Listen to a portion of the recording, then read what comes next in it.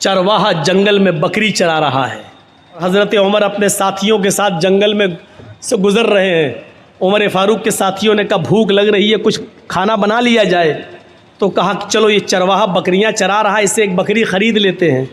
हज़रत उमर ने कहा बीनी शातन, एक बकरी बेचोगे मुझे, एक बकरी मुझे बेच दो। चरवाहे ने कहा बकरी मेरी नहीं है, मेरे मालिक की है, हम तो ग़ुलाम हैं, हम तो उसका हुक्म मानते हो बकरी चराने आए हैं जंगल में। उसको मालूम नहीं कि मेरे सामने जो हस्ती खड़ी है ये 22 लाख मुरब्बा मील पर हुकूमत करने वाली हस्ती है, ये उमर है, उसको मालूम नहीं है चरवाहे।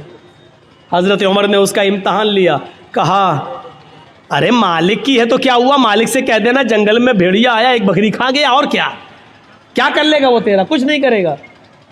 और हम खाल उतार के तुझे दे देंगे, उसमें खून लगा लेना, कह देना देख लो ये खाल छोड़ गया।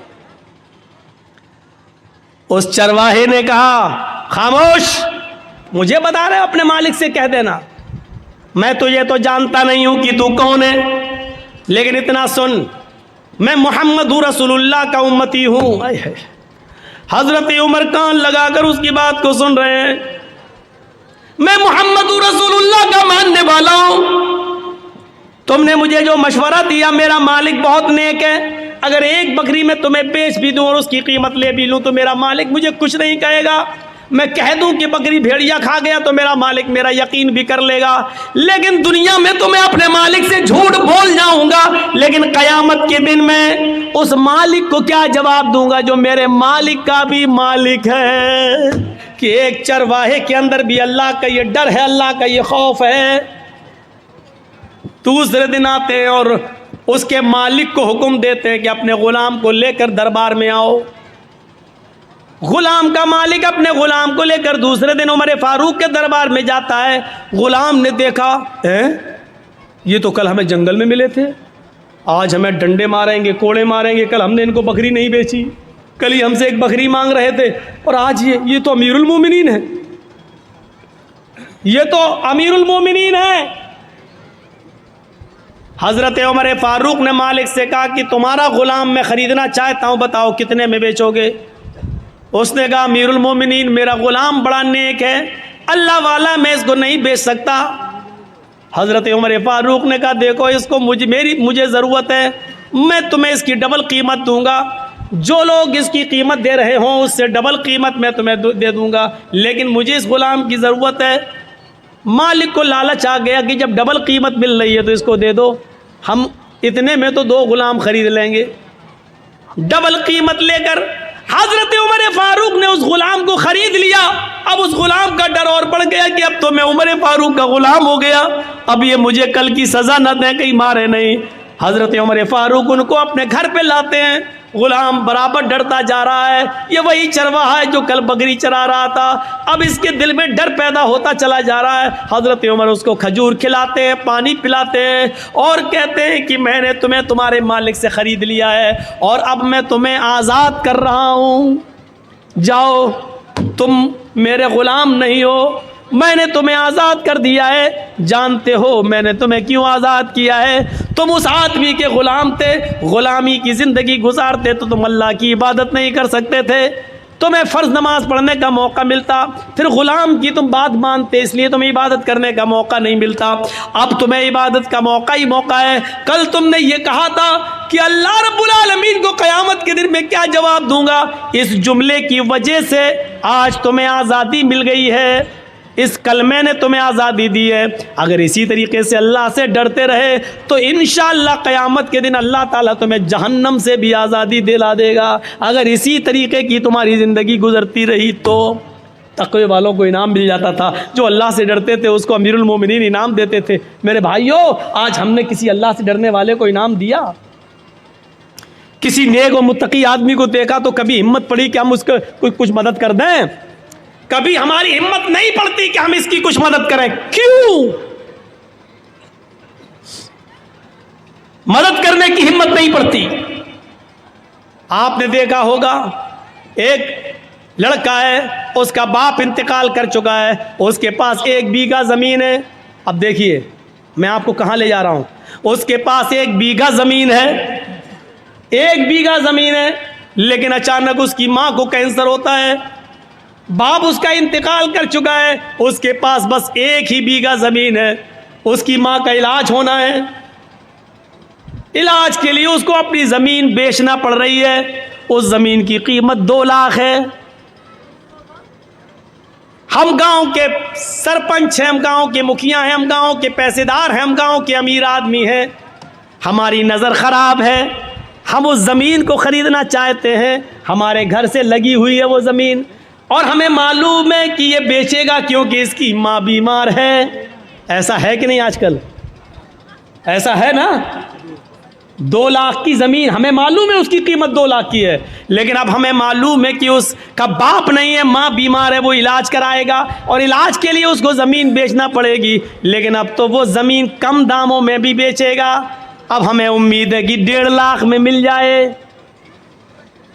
वो आदमी आता कहता कि भाई आपके घर से लगी हुई है, मेरी ज़मीन है, मैं इसको बेचना चाहता हूँ। आपने कहा नहीं आया, मुझे ज़रूरत नहीं है साहब, मेरी माँ की तबीयत ख़राब है, मैं उसके इलाज के लिए टाटा हॉस्पिटल जाऊँगा, बम्बई, मैं पटना में जा रहा हूँ, मैं इसका इलाज कराना चाहता हूँ, मेरी ज़मीन की कीमत 2 लाख रुपए है, तुम ले लो। ये आदमी कहता है नहीं साहब, मुझे ज़रूरत ही नहीं है, और अगर तुम्हें देना ही है तो 1.5 लाख की दे दो, 1 लाख की दे दो। अभी तो ज़मीन की कोई कीमत ही नहीं, लॉकडाउन के बाद ज़मीन की कीमत बढ़ी कहाँ रही है, हालात ऐसे ही हैं, मजबूर आदमी है बेचारा। उसने कहा ठीक है, लाओ 2 लाख का माल है, 1.5 लाख दे दो। आपने 1.5 लाख रुपए उसको दे दिए और ज़मीन ले ली।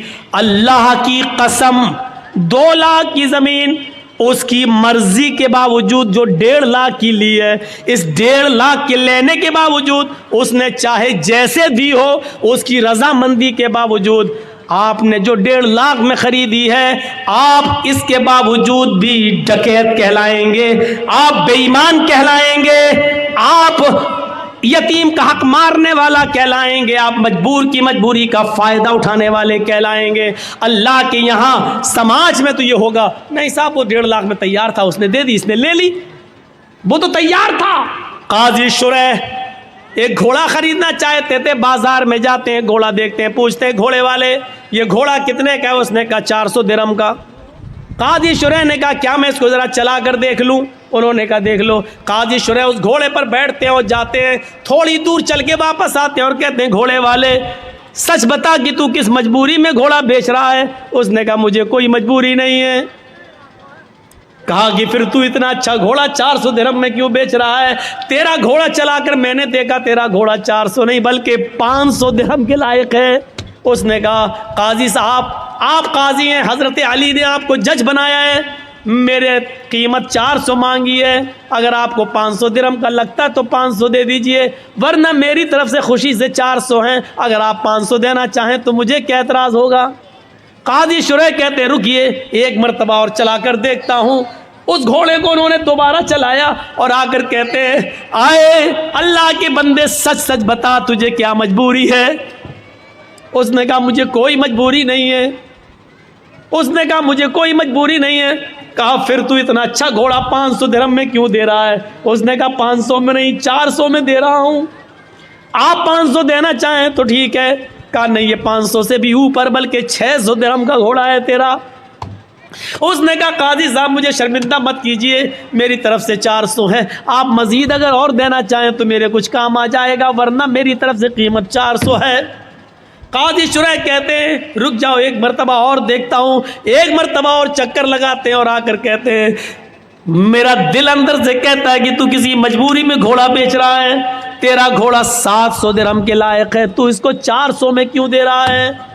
उसने कहा मैं कुछ नहीं कहूँगा। काजी शुरैह कहते हैं क्या एक चक्कर और लगा लूँ? एक चक्कर और लगा कर आते हैं और अपने जेब से 800 दिरहम निकालते हैं और कहते हैं कि तेरा घोड़ा 400 नहीं 800 दिरहम के लायक है। उसने कहा काजी साहब मुझे सिर्फ ज़रूरत 400 दिरहम की है, 400 दिरहम की है, जो मेरे बेटे के इलाज में काम आएगी। काजी शुरैह समझ गए कि ये मजबूरी में बेचारा बेच रहा था और काजी शुरैह ने उस घोड़े की सही कीमत लगाई और 800 दिरहम दिए। मेरे भाइयों, कभी आपको ऐसा भी हुआ है कि एक आदमी जिसकी माँ बीमार है 2 लाख की ज़मीन वो बेच रहा है। कभी आपने सोचा कि चलो 2 की जगह 2.25 दे दो, चलो 2.5 दे दो, बेचारा अपनी माँ के इलाज में काम कर लेगा। हमारी ज़मीन तो 5-6 साल में और कीमत बढ़ ही जाएगी, लेकिन इसका तो कम से कम माँ का इलाज हो जाएगा। कभी 2 लाख की ज़मीन को 2,25,000 में लेने की कोशिश की आपने? कभी 2.5 लाख देने की कोशिश की आपने? नहीं, 2 लाख की ज़मीन को 1.5 लाख में लेने वाले तो हज़ारों मिल जाएंगे। ये खून चूसने वाले जालिम लोग हैं और जालिमों की दास्तानें भरी पड़ी है, जालिमों की कहानियां भरी पड़ी है। मेरे भाइयों, अल्लाह के यहां मजबूर की मजबूरी का फायदा उठाने का भी आपको हिसाब देना पड़ेगा। आप बच नहीं सकते अल्लाह के यहां इस अजाब से। हमने कभी तसव्वुर किया है, कभी सोचा है किसी मजबूरी का फायदा उठाते हैं? आज हम ये वाकयात हमें चीख चीख कर क्या बतला रहे हैं? कभी इन वाकयात की तरफ हमने नजर डाली है? और आओ, तारीख का एक ऐसा वाकया मैं आपके सामने रखना चाहता हूं हजरत उमर फारूक की जिंदगी से कि आप ताज्जुब करेंगे। हजरत उमर फारूक का बच्चा बाहर सड़क पर खेल रहा है दूसरे बच्चों के साथ। कितना छोटा बच्चा था, 4-5 साल। और सामने ऑफिस है बैतुल माल, और बैतुल माल के ट्रेजी कौन है, खजांची कौन है? हजरत अबू मूसा अशरी रजी अल्लाह ताला अन्हु। हजरत अबू मूसा अशरी, हजरत अबू मूसा अशरी बाहर निकलते हैं बैतुल माल के ऑफिस से, देखते हैं कि कुछ बच्चे बाहर खेल रहे हैं और वो दुकान से कोई चीज खरीद कर खा रहे हैं, लेकिन उमर फारूक का बच्चा कुछ नहीं खा रहा है। बाहर जब निकलते हैं तो 1 दिरहम पड़ा है सड़क पर, 1 दिरहम पड़ा हुआ है। 1 दिरहम 1 रुपया, मान लो आज के हिसाब से 1 रुपया। 1 दिरहम जमीन पर पड़ा, उसको उठा लिया। ये दिरहम किसका होगा पता नहीं। वो दिरहम हजरत उमर फारूक के बेटे को दे दिया, लो बेटा ये लो, ये बच्चे कोई चीज खा रहे हैं, तुम भी खा लो। बच्चे ने 1 दिरहम खाया नहीं है, वो 1 दिरहम मुट्ठी में बांध लेता है, मुट्ठी को कस के पकड़ लेता है और वो दिरहम लेके आगे बढ़ जाता है और सीधे अपने घर पे आ जाता है। वो दिरहम लेकर सीधे अपने घर पे आ जाता है। हजरत उमर फारूक की नज़र जब उस बच्चे के ऊपर पड़ती है, बाप की नज़र पहली नज़र में पहचान गया, एक हाथ खुला एक हाथ बंधा। बेटे ये मुट्ठी क्यों बंद है, खोलो। जैसी बच्चे ने मुट्ठी खोली तो उसमें से 1 दिरहम ज़मीन के ऊपर गिर गया। हजरत उमर फारूक ने वो 1 दिरहम उठाया और उठाने के बाद कहा, मेरे बेटे सच बताओ ये 1 दिरहम तुम्हारे पास कहाँ से आया? बीवी से पूछा कि तुमने दिया? कहा नहीं मैंने नहीं दिया। कहा मैंने भी नहीं दिया। बेटा कहाँ से आया? कहा बैतुल माल के बाहर में खेल रहा था, अबू मूसा अशरी को ज़मीन पर पड़ा हुआ मिला चाचा को, और अबू मूसा अशरी चाचा ने ये 1 दिरहम उठाकर ज़मीन से मुझे दे दिया कि और बच्चे चीज़ें खा रहे हैं, तुम भी बेटा कुछ खा लो। मैंने खाया नहीं है। अरे अब्बू घर में 1-2 दिन से चूल्हा नहीं जला, तो मैंने सोचा कि 1 दिरहम मेरे घर में काम आ जाएगा। हज़रत उमर फारूक कहते हैं, बेटे तुमने बहुत अच्छा किया, ये दिरहम लेकर तुम घर आ गए। फिर वो 1 दिरहम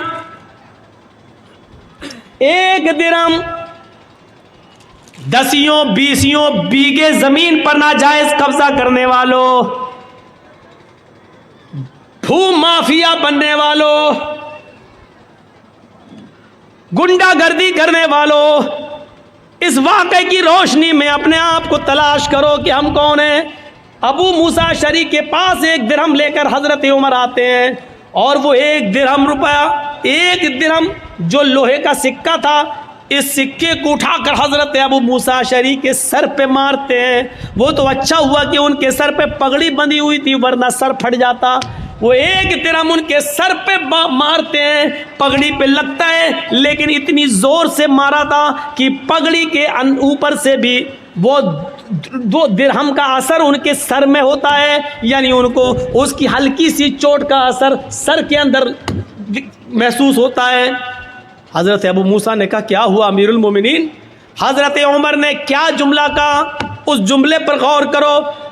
कहा है अबू मूसा, क्या जहन्नम में दाखिल करने के लिए, जहन्नम रसीद करने के लिए, जहन्नम में पहुंचाने के लिए तेरी नज़र उमर के ख़ानदान पर और उमर के घर पर ही पड़ी थी, कोई और तेरी नज़र में नहीं आया, तेरी नज़र में कोई और नहीं जमा?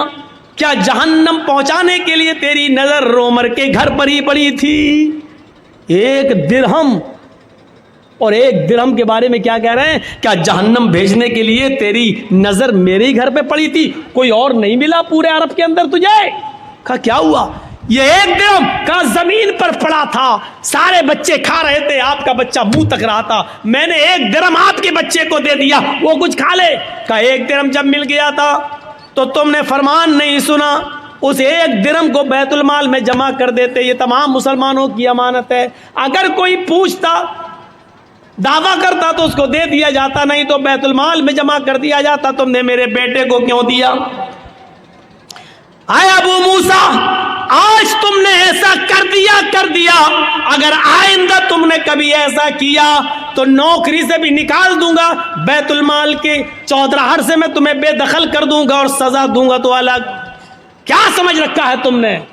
क्या हम इस वाक़े की रोशनी में कैसे लगते हैं? हमने तो कितने नाजायज़ लोगों को दबाया होगा और कितनों की बेईमानी की होगी, ज़मीन जायदाद ये वो सब। एक वाक़े की तरफ और आइए और उससे आप अंदाज़ा लगा सकते हैं। उमर इब्न अब्दुल अज़ीज़ का दौर है, उमर इब्न अब्दुल अज़ीज़ का दौर है और सुबह ईद होने वाली है, चांद हो चुका है, चांद हो चुका है, सुबह ईद होने वाली है। उमर इब्न अब्दुल अज़ीज़ की बीवी कहती है देखो आपके पास भी कपड़े नहीं है पहनने को, मेरे पास भी नहीं है, हम और आप तो पुराने कपड़े पहन लेंगे, लेकिन बच्चा नए कपड़े की जिद कर रहा, बच्चे के लिए तो नया कपड़ा होना चाहिए, पड़ोस के बच्चे नए कपड़ा पहनेंगे और अमीरुल मोमिनीन का बेटा पुराने कपड़े।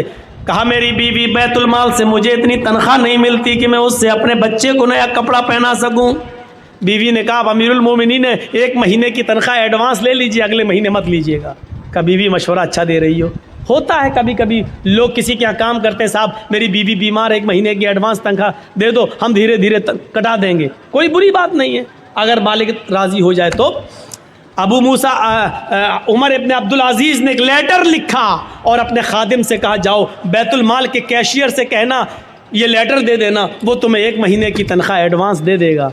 अमीरुल मोमिनीन खुश थे, उमर इब्न अब्दुल अज़ीज़ के 1 महीने की तनख्वाह एडवांस, और वो तो मेरा खादिम है, वो तो दे ही देगा, जब हमने ऑर्डर दे दिया, लिख के दे दिया तो वो दे देगा। जैसे ये लेटर कैशियर के हाथ में आता है, उसने पढ़ा खजांची ने, उसमें लिखा है कि कल ईद है, मेरे बच्चे के पास नए कपड़े नहीं है पहनने के लिए, लिहाजा मुझे 1 महीने की तनख्वाह एडवांस दे दो, अगले महीने मत देना, उस महीने के अंदर काट लेना। उस खजांची ने उस लेटर को पढ़ने के बाद अंदर जाकर उसी लेटर के पीछे कुछ लिख दिया और लिखने के बाद उसको लिफाफे में बंद करके क्या जाओ इसको दे देना उमर इब्न अब्दुल अज़ीज़ को। कहा उन्होंने 1 महीने की तनख्वाह एडवांस मंगाई, कहा मैंने इसका जवाब दे दिया है, इसका जवाब वो पढ़ लेंगे, उसके बाद आप आना, अगर इसके बावजूद वो मंगाएंगे तनख्वाह मांगेंगे 1 महीने की तो मैं दे दूंगा, मैंने उसमें कुछ सवाल किया है। खादिम लिफाफा लेकर उमर इब्न अब्दुल अज़ीज़ के पास पहुंचता है। उमर इब्न अब्दुल अज़ीज़ ने कहा क्या उसने 1000, क्या उसने 1 महीने की तनख्वाह एडवांस नहीं दी? का पता नहीं, इस लिफाफे में कुछ रख दिया है। लिफाफा खोला तो क्या देखते हैं कि मेरे ही लिफाफे, मेरे ही लेटर के पीछे कुछ और लिखा है। उसको पढ़ते हैं, उसमें लिखा हुआ है उमर इब्न अब्दुल अज़ीज़ अमीरुल मोमिनीन, आपका हुक्म सराखों पर, आपको 1 महीने, 5 महीने, 6 महीने, आप जितनी कहें उतनी तनख्वाह मैं देने के लिए आज़ाद हूँ, मैं देने के लिए तैयार हूँ। अमीरुल मोमिनीन, आपने लिखा है कि मेरे बच्चे के पास नए कपड़े नहीं हैं पहनने के लिए, इसलिए मुझे 1 महीने की तनख्वाह एडवांस दे दो, अगले महीने काट लेना।